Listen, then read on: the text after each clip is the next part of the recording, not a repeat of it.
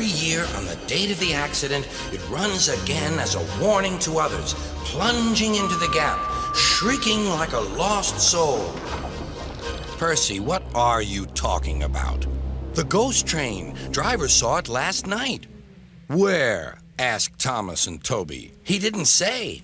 Oh, it makes my wheels wobble to think of it. Puh, said Thomas. You're just a silly little engine. I'm not scared.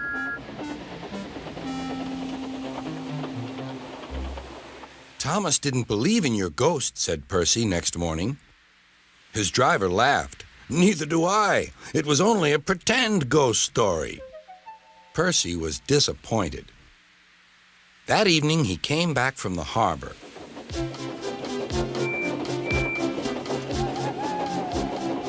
Percy knew where he was, even in the dark. Crow's Farm Crossing. We shan't be long now.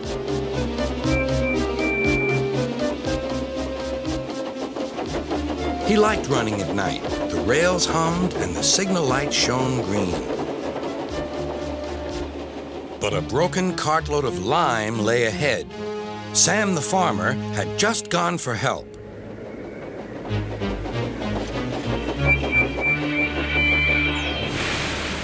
Percy broke the cart to smithereens. Lime flew everywhere. He puffed quickly to the nearest signal box. Percy's driver explained what had happened. I'll see to it, said the signalman. But you'd better clean Percy, or people will think he's a ghost. Percy chuckled. Do let's pretend I'm a ghost and scare Thomas. That'll teach him to say I'm a silly little engine. Toby promised to help.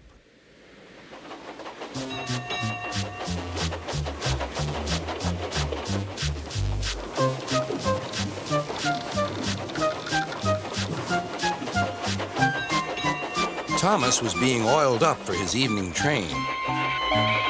Percy's had an accident, cried Toby. Poor engine, said Thomas. Botheration! That means I'll be late. They've cleared the line for you, but there's something worse. Out with it, Toby. I can't wait all evening. I've just seen something, said Toby. It looked like Percy's ghost. It said it was coming here to warn us. Puh, who cares? Don't be frightened, Toby. I'll take care of you.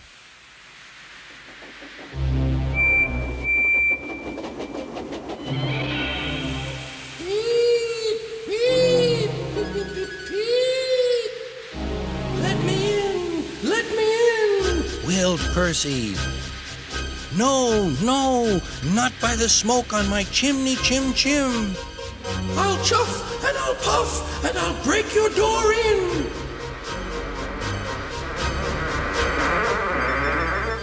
Oh dear, exclaimed Thomas. It's getting late. Oh, I'd no idea. Oh, I must find Annie and Clarabelle. It was morning when Thomas returned. Where have you been? Asked Toby. Well, said Thomas, I knew you'd be sad about Percy, and I didn't like to intrude. I slept in the freight shed and... Oh, sorry, can't stop. Gotta see a coach about a train. Percy was none the worse for his adventure and was still enjoying himself enormously. He had heard everything. Well, what do you know about that? Anyone would think, chuckled Toby, that our Thomas had just seen a ghost.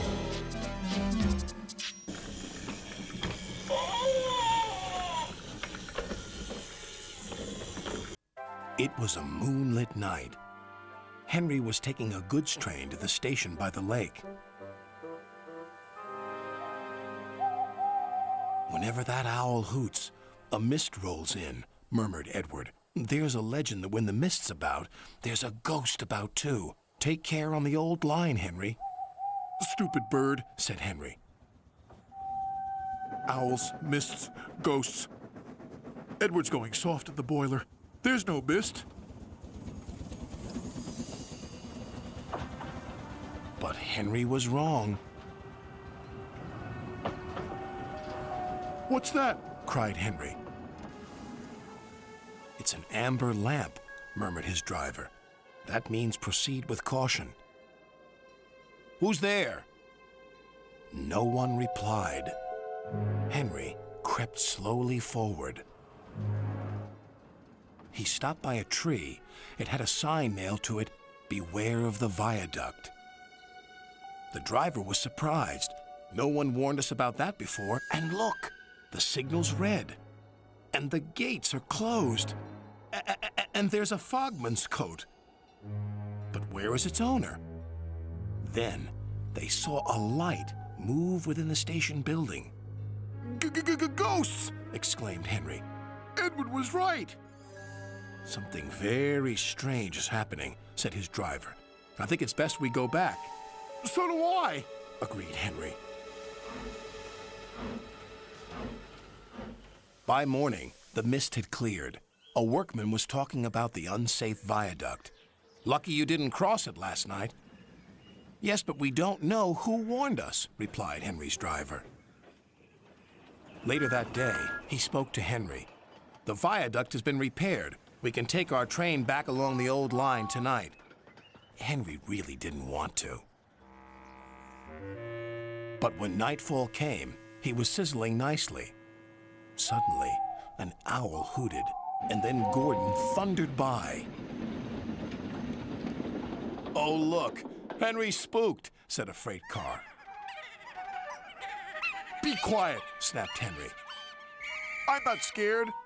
But he was.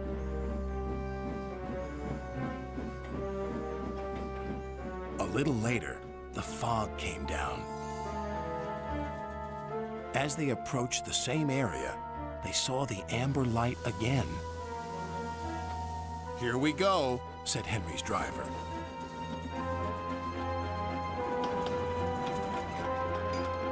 Then, unknown to Henry, the gates mysteriously closed by themselves, and the signal went red. The freight cars had seen everything, and they were spooked. Faster, faster, there's a ghost about. Stop, stop! Yelled Henry.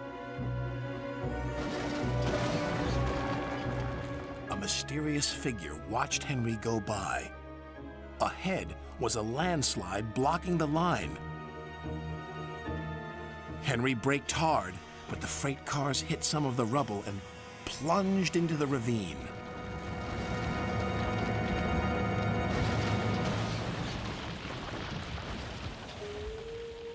Just then, Henry's driver saw a strange sight coming towards them.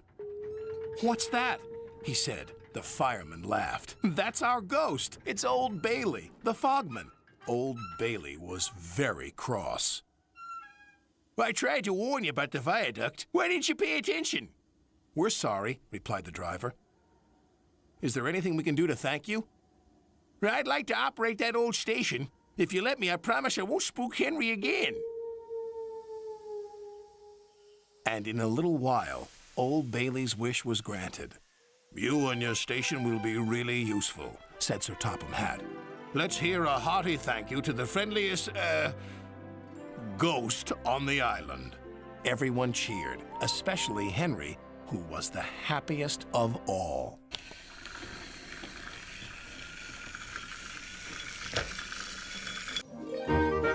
Stepney, the Bluebell engine, works closely with his friend Rusty.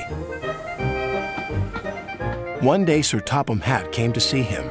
"Rusty tells me you're in need of a change, so I want you to help Toby and Mavis in the quarry." "Oh, thank you, sir," said Stepney. "Shall I be away long?" "Just today. But please be careful. It is easy to get lost up there, so be back before dark." "We will," said the driver.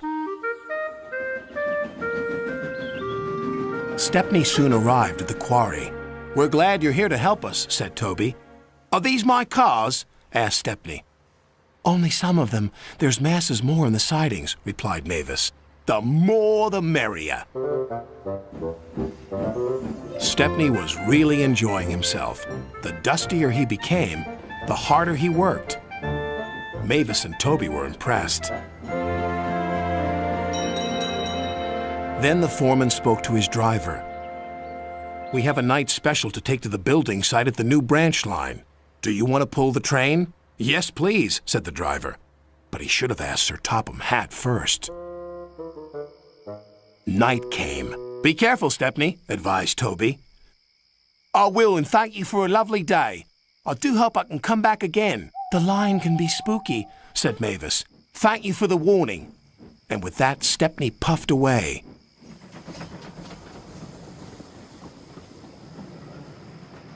Stepney arrived on time and made the delivery of rocks and stones for the workmen. Then he set off for home.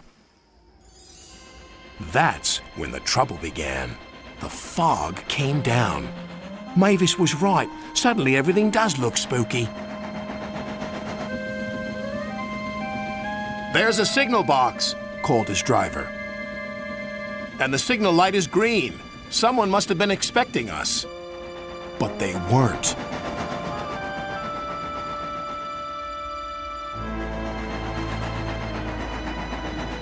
The points had been set in the wrong direction, but Stepney didn't realize this. Home, here we come! Then they approached an unknown area. The driver made a decision. It's best if we rest here until the fog clears. What are those strange sounds? Wondered Stepney. Then the fog slowly lifted. Oh no! We're in the scrapyards! His driver and firemen went for help. Stepney was all alone, but not for long. 2 diesels approached. Got you this time, Stepney. You'll make very fine scrap indeed. Buffer 'em, Bert.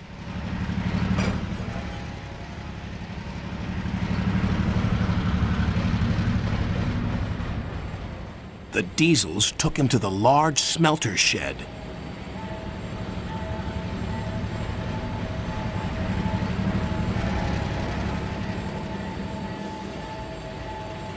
Bye-bye, Stepney.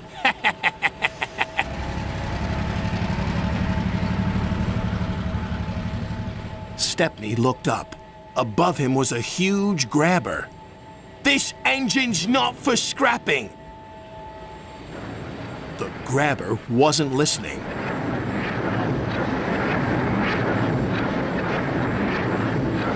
But just as it was about to grab hold of him, it stopped. There stood Sir Topham Hatt. It's a good thing I'm visiting this yard tonight. Saving you from scrap is becoming a habit, Stepney. Please stop it. Yes, sir. But I have learned something. What's that? There's no place like home. And that's exactly where you're going now. Bluebells forever!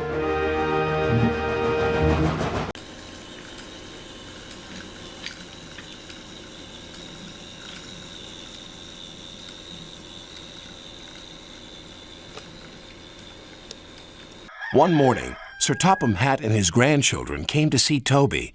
Come on, Toby. We're all going to the seaside. We will ride in Henrietta. Yes, sir, said Toby happily. They came to a small seaside station. Soon the children were playing in the sand, building a splendid castle. Sir Topham Hatt inspected it. My word, it's a very fine castle. Have you seen a real one like it? Yes, replied the children. It's here on the island, and they showed him a map. Pondered Sir Topham Hatt. They met Toby at the harbor. Come along, we are going exploring.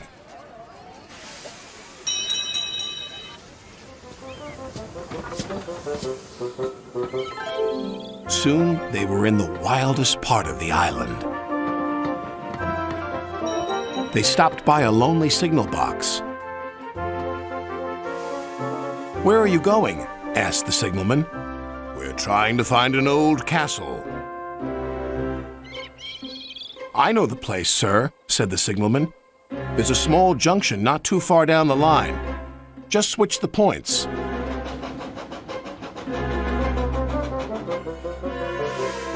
When the firemen switched the points, Their adventure really began.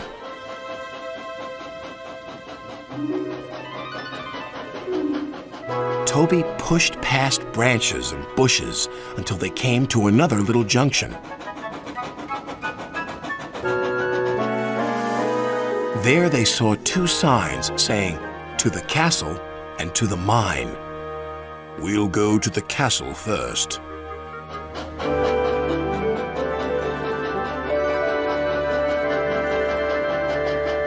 Toby stopped by an old water tower.